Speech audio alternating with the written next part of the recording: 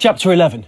Now that we're approaching the climax of the story, I've been instructed to cut the silly chit-chat, no more talk about toilet breaks and sparkling Semur, no more editorial ad-libs, as it were, no more telling you about the scandals that happened in Cannes, or the fact that we should far better have trusted Luke Hutchins, our crooked literary agent, with the photocopies of my penis than the ones of the vicar's business plan. My lips are sealed. I hereby promise to avoid any further unnecessary deviations, hesitations, repetitions. Except a quick one, perhaps, about the night before Billy G's concert, as is indelibly etched on my forgettery. I couldn't sleep because of this sense of impending doom. After all, it could hardly be a coincidence that Emma had followed Billy G to Japan. Emma was here for a purpose, and we hadn't even succeeded in changing our vulnerable radio mic system. Over breakfast, I tried to persuade the vicar that he must do something rather than sleepwalking his way to disaster. "You're like that emperor fiddling while Rome burned," I said. "Yehudi Menuhin. Now that is serious," he replied. The jet lag had not dampened his sense of humour, nor his appetite, as he was working his way through the largest English cooked breakfast I had ever seen, carefully pushing the bacon and sausage to one side as if touching repugnant life forms. "Even the working classes are allowed to eat, you know," he said when he saw me looking. "They serve you over there. It is all or nothing, no vegetarian options." "I'm far too nervous to have any appetite," I said. "You must do something about these radio microphones. Persuade Billy G not to use one."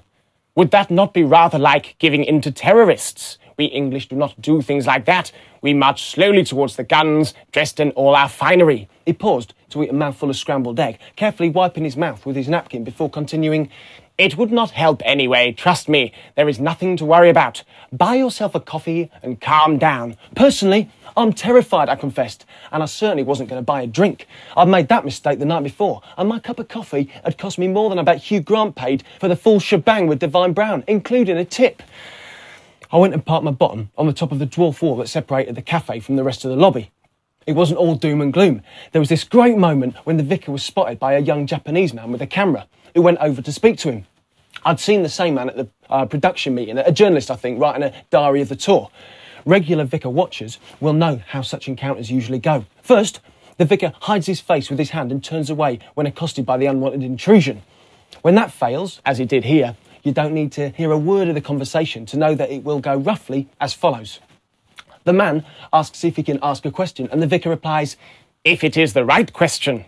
The poor man then proceeds with his questions, at which point the vicar says, "That is 2 questions, pick one." The man tries to re-ask the question, at which point the vicar cuts in, "The quick answer is yes, or sometimes no," before returning to his Financial Times and completely ignoring further questions. Vintage vicar, completely unhelpful and totally infuriating. I was still chuckling at this display when the vicar was joined by Kevin. This brought back all my fears. It was a conversation I desperately wanted to hear, but I fear even the eavesdropping skills of GCHQ might have struggled. They were too far away to hear what was being said, and I don't speak body language, or body odour maybe. Sorry, I promised to cut the crap jokes. The vicar was his usual assured self and was quizzing Kevin about something. I couldn't see Kevin's face clearly, but he looked fairly shocked by whatever the vicar had said. It would almost have been worth the price of another cup of coffee to know what they were talking about, but I could hardly go and plonk myself beside them, and I still think that Hugh Grant got better value for money. I was so engrossed with watching the pair of them that I didn't notice Gabriel sitting down beside me. "So, Kevin showed up then," he observed, following the direction of my gaze. "Yeah, I'd love to know what the vicar's saying to him. I trust he's blackmailing his sorry arse so that he behaves himself this evening, although he's convinced that Kevin's not a threat as he'll be on stage the whole time." "You worry too much," Gabriel said. "Look at the vicar. He's relaxed. It's hardly your problem anyway. You're just a hired hand." I felt quite insulted. "I have this horrible feeling that we should have done more," I said, stressing the we. "Well, it's too late now. Here comes Tetsu." I looked round to the hotel entrance to see Tetsu prompt to the second, ready to whisk us off to the venue. I'd been given a schedule for the day. Sound check, 2 o'clock. Doors open at 5:30, and showtime at 6:30. It seemed absurdly early, but apparently it's normal for Japan. "In order to save on travelling, concerts happen straight after work before people leave the city to go home," the vicar explained. "There is a strict curfew at 9 o'clock, by which time the building must be empty. You watch at the end of the concert.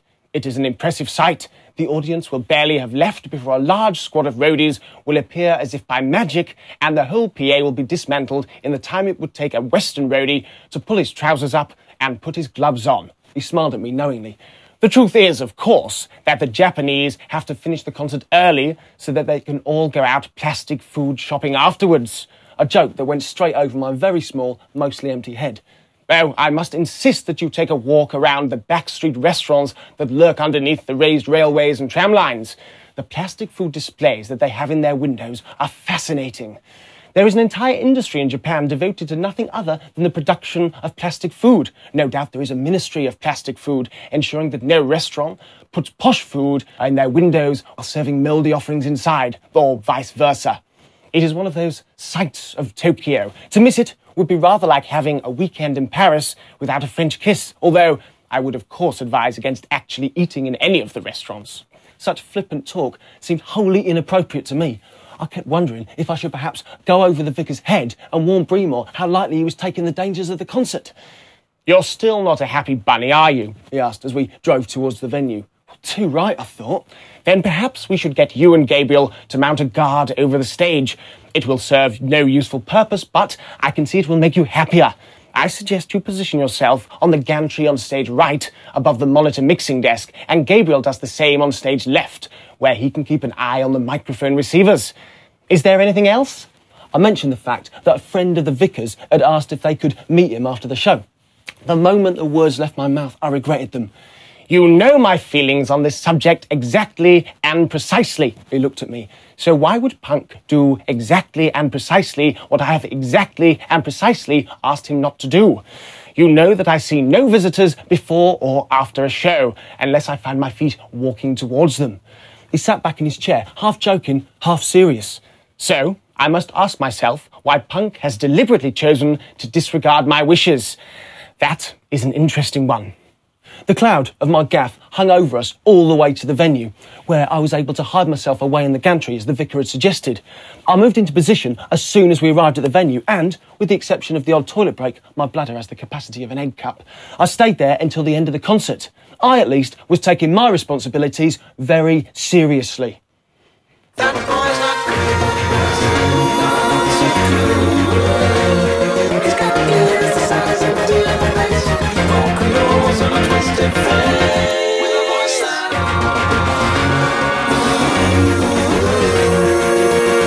They didn't even bother getting to the end of the track. Billie Jean waved her arms like someone flagging down a car and the song petered out. "Okay, save it for tonight. It don't pay to come too soon. Not that any of you guys would understand that." "My God," she yelled, "just where do you get off? Thank you so much for the insult. If you were a burglar in my house, I would happily grab a kitchen knife and hack you into little pieces and then feed you to the cat. I'm looking For Kevin, I know.